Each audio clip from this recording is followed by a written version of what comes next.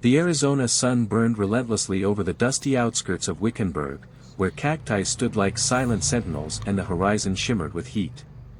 At the end of a weathered road, in a small ranch house surrounded by scrub brush, lived Raymond Parker.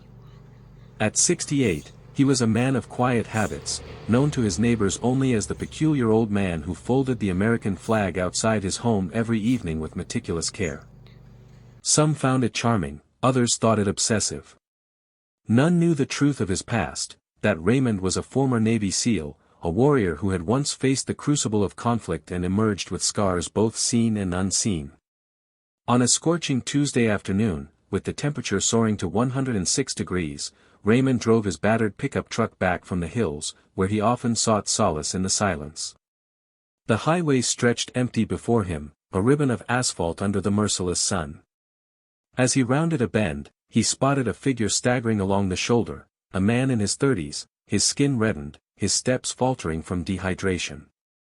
Most would have driven past, wary of strangers in a world grown cautious. But Raymond wasn't most people. Without a second thought, he pulled over, dust swirling around his tires. From the cooler in his truck, he retrieved a bottle of water, its surface beaded with condensation, and a sandwich he'd packed for himself. "Here," he said, extending both to the stranger. "You need these more than I do." The man's hands trembled as he accepted the offerings, gulping the water with desperate urgency. "Thank you," he managed, his voice hoarse. Raymond studied him briefly, then said, "The nearest gas station's 7 miles ahead. I can take you there if you like." The man nodded, climbing into the passenger seat with gratitude. As they drove, the stranger asked, "Why'd you stop?" "Most people just keep going." Raymond kept his eyes on the road, the lines on his weathered face deepening. "Back in '84, I was lost in the woods for 2 days during a training exercise gone wrong. A hunter turned his truck around for me. I never got to repay him." The words hung in the air, simple yet heavy with meaning. They rode in silence after that, the hum of the engine filling the space between them. At the gas station, the man thanked Raymond again, his strength returning. Raymond handed him his worn baseball cap. "Keep the sun off your neck," he said, then drove away without looking back. That evening, as Raymond collected his mail, his neighbor Dale called over the fence. "Saw you helping that drifter earlier. Be careful, kindness invites trouble these days." Raymond nodded politely, his expression unreadable. Later, a friend from town, Tom, called with a similar warning. "People film everything now, Ray. You could end up some viral nightmare." Raymond thanked him and hung up, his thoughts drifting to the stranger. He hoped the man had made it safely to wherever he was going. In the quiet of his kitchen, as the desert sunset cast long shadows across the wooden floor, Raymond sat alone. He opened a drawer he rarely touched, retrieving a small metal box. Inside lay his SEAL trident, tarnished dog tags, and a yellowed photograph from Fallujah, 5 young men, arm in arm, their faces resolute beneath a layer of dust. Only Raymond remained. He ran his thumb over the embossed eagle on his trident, then returned the box to its place.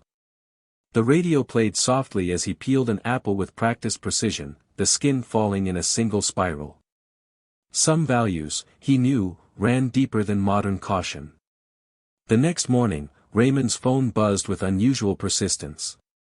A former neighbor had sent him a link to a social media post that was spreading like wildfire across the internet. There, alongside a photo of his old baseball cap, were words that stopped him cold: "A stranger rescued me in the Arizona desert yesterday." No name, no photos, just pure kindness. The post had thousands of shares, each click amplifying a moment Raymond had thought private. He scrolled through the comments, his weathered face impassive. Some praised the anonymous Good Samaritan, their words warm with gratitude. Others were less kind. "Staged," one wrote. "Nobody does this without filming it for clout." Another speculated darkly, "Plot twist, the old man's a serial killer luring victims." Someone even claimed Raymond was a fake veteran, spinning a tale of lawsuits and deception. Raymond closed his laptop with a soft chuckle and a shake of his head. He'd seen enough of the world to know how quickly truth could be twisted. By afternoon, a local news van had parked at the end of his driveway, its antenna glinting in the sun. A young reporter, microphone in hand, approached his door. "Mr. Parker, we'd like to talk about your roadside rescue yesterday. Are you trying to create a viral moment?"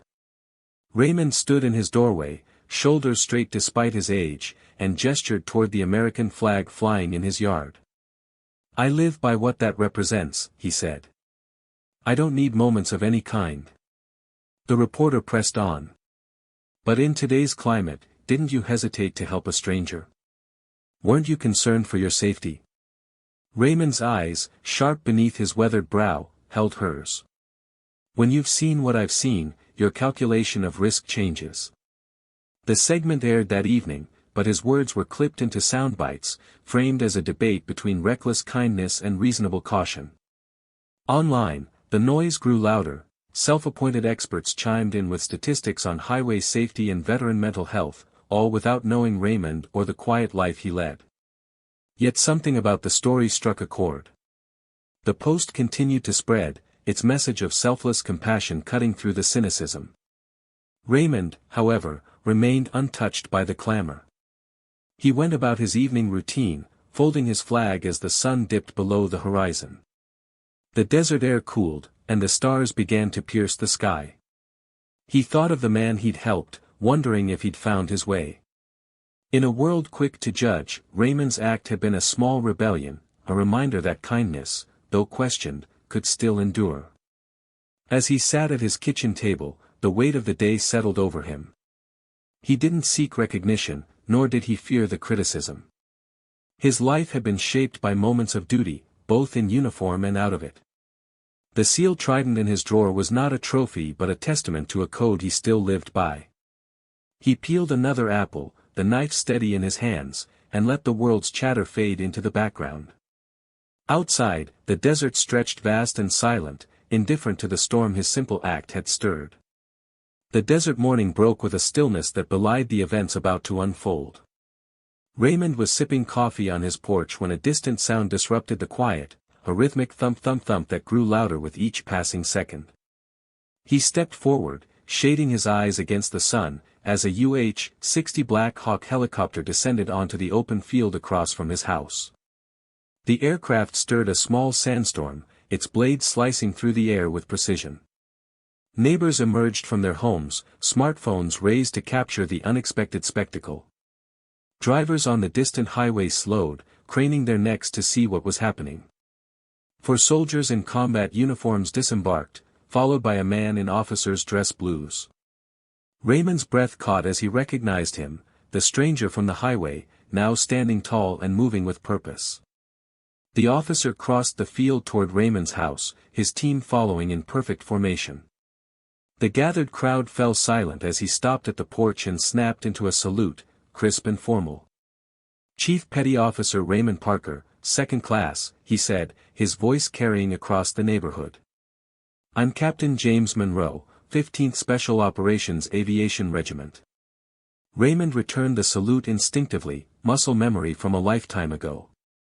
Monroe continued, loud enough for all to hear. "Yesterday, you rescued me without knowing who I was. I was conducting a solo navigation exercise when my vehicle broke down. Communications equipment failed, and protocol prohibited using civilian phones." He gestured to the soldiers behind him. "My team was waiting at the extraction point. If I hadn't arrived within the window, a recovery mission would have been launched in hostile territory.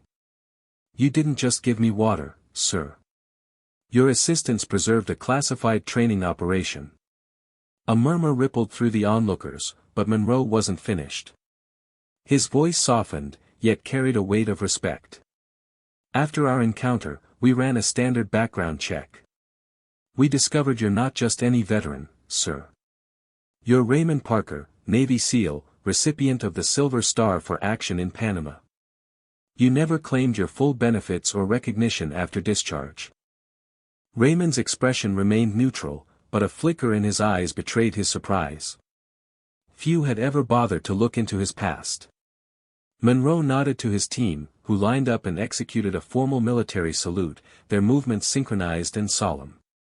A news crew, having followed the helicopter, filmed the exchange, capturing a moment that would soon spread far beyond Wickenburg. Monroe reached into his pocket and produced Raymond's old baseball cap, now mounted in a shadow box with a brass plaque that read, "The SEAL spirit endures, anytime, anywhere." He presented it to Raymond. "On behalf of those who still serve, we thank you for maintaining our highest values, even out of uniform." Raymond stood straight-backed on his porch, the weight of decades falling away. For a brief moment, those who knew how to look could see the young warrior still living within the old man's frame. The crowd watched in awe, whispers of astonishment passing between neighbors who had never known the hero in their midst. The helicopter's blades slowed, and the desert settled back into silence, but something had shifted. Raymond Parker, the quiet man who folded his flag each evening, was no longer invisible. The helicopter lifted off, leaving a swirl of dust and a story that would linger in Wickenburg long after the blades faded into the distance. Raymond stood on his porch, the shadow box in his hands, its weight both literal and symbolic. The news crew packed up, their footage destined for evening broadcasts, while neighbors lingered, their smartphones still clutched tightly. For the first time in decades, Raymond Parker was no longer just the peculiar old man at the end of the road.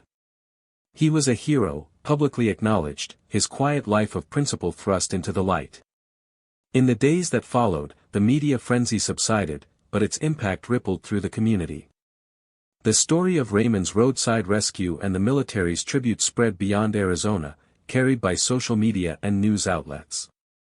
The original post, with its photo of his worn cap, became a touchstone for discussions about kindness in a skeptical age. Military forums shared it as an example of core values transcending time, and Captain Monroe ensured it was used in training sessions about duty and honor.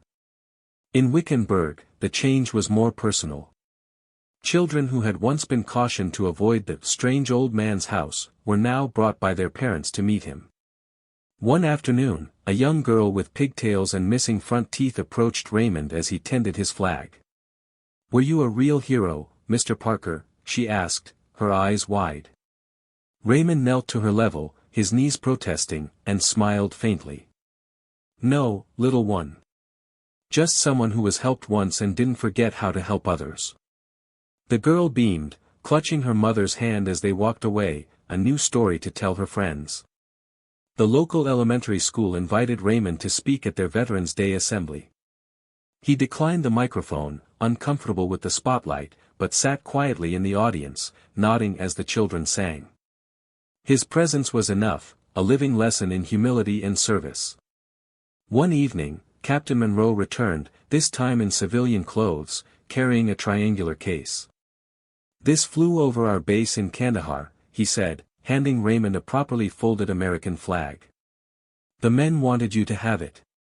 Raymond accepted it with a silent nod, words never his strength. The shadow box with his cap now hung beside his door, not as a trophy but as a reminder of connections forged in unexpected moments. Even Dale, the neighbor who had warned Raymond about helping strangers, came to his gate one evening. He stood awkwardly, then placed his hand over his heart, nodded once, and walked away. No words were needed. The gesture spoke of respect, a bridge built where caution had once stood.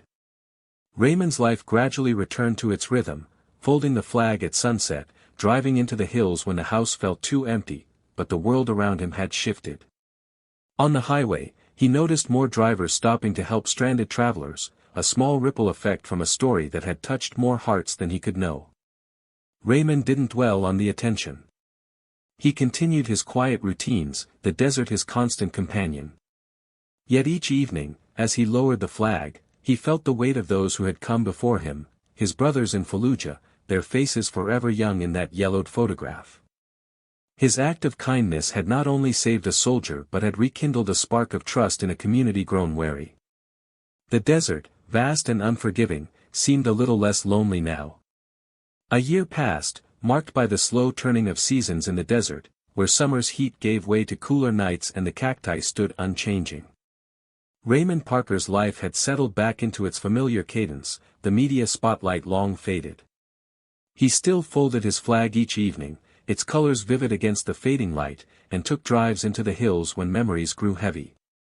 But the ripple of his actions endured, a quiet force that continued to shape the world around him. One morning, a small package arrived at Raymond's doorstep, no return address attached. Inside was a handcrafted wooden plaque, its surface etched with the Navy SEAL ethos. One line stood out, highlighted in bold: "My character and honor are steadfast and consistent." Below it, someone had written in careful script, "Some heroes wear uniforms, others drive pickup trucks." Raymond traced the words with a calloused finger, then placed the plaque on his mantle beside the photographs of his brothers long gone. He pulled on a new cap, its brim stiff and unweathered, and climbed into his truck, heading toward the highway. There were always people who might need help, he knew, if you bothered to look. The story of Raymond's roadside rescue had taken on a life of its own. Beyond Wickenburg, it had become a parable of compassion, shared in classrooms, military briefings, and community gatherings. Captain Monroe, now stationed elsewhere, had ensured the tale was woven into training sessions, a reminder that duty and kindness transcend circumstance. Online, the original post continued to circulate, its message undimmed by time. It inspired small acts of generosity, drivers stopping to offer water, neighbors checking on one another, a testament to the power of a single moment. In Wickenburg, the change was tangible. The highway, once a place of hurried passers-by, saw more hands extended in aid. Parents told their children Raymond's story, not as a legend but as a lesson in doing what's right, even when the world doubts you. The elementary school displayed a photo of Raymond's shadow box in its hallway, a quiet tribute to a man who had never sought acclaim. Dale, now a regular visitor to Raymond's gate, brought him coffee some mornings, their silences comfortable, their bond unspoken. Raymond himself remained unchanged, his life a testament to the values he'd carried since his SEAL days. He didn't speak of the Silver Star or the helicopter's salute. Instead, he lived as he always had, steady, principled, ready to act when needed. Each sunset, as he lowered the flag, he thought of the hunter who had turned his truck around in '84, the stranger whose kindness had shaped his own. He thought of Captain Monroe, whose salute had honored not just him but the spirit of service they both shared. And he thought of the desert, vast and unyielding, where a single act could send ripples across miles. As he drove the highway, scanning the horizon for those in need, Raymond carried no illusions about changing the world. But he knew that kindness, like the desert itself, endured through time, its impact felt long after the moment passed. His truck rumbled on, dust trailing behind, a solitary figure against the endless sky. In a world quick to forget, Raymond Parker remained, a man who helped, who remembered, who lived by a code that no amount of cynicism could erode. And somewhere, in the quiet of the desert, the echoes of his story whispered on, reminding us all of our duty to be decent, to be human, to be kind.